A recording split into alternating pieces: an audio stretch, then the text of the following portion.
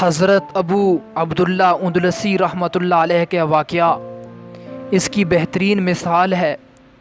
ایک عیسائی بستی کے قریب سے گزرتے ہوئے حضرت ابو عبداللہ اندلسی رحمۃ اللہ علیہ نے یہ کہہ دیا کہ عیسائی لوگ کتنے کم عقل ہیں کہ اللہ تعالیٰ کے ساتھ شریک بناتے ہیں۔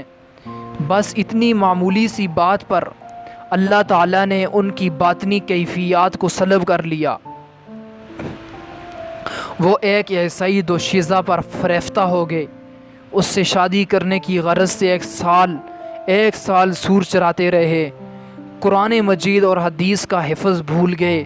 بالآخر ان کے مرید حضرت شبلی رحمۃ اللہ علیہ جب ان سے ملنے آئے تو وہ دونوں مل کر خوب روئے، اللہ تعالیٰ سے خوب رو رو کر معافی مانگی۔ اللہ تعالیٰ نے سب کیفیات واپس لوٹا دی۔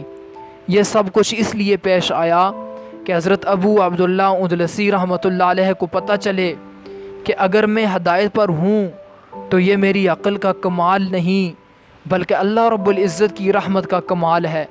حضرت ابو عبداللہ اندلسی رحمۃ اللہ علیہ کی یادداشت دوبارہ کام کرنے لگی اور پہلے سے بھی زیادہ وہ دین کی محنت کرنے لگے اور لاکھوں انسانوں کی ہدایت کا ذریعہ بنے۔ اللہ تعالی ہمیں اپنی حفاظت سے کبھی بھی دور نہ فرمائے۔ آمین ثم آمین۔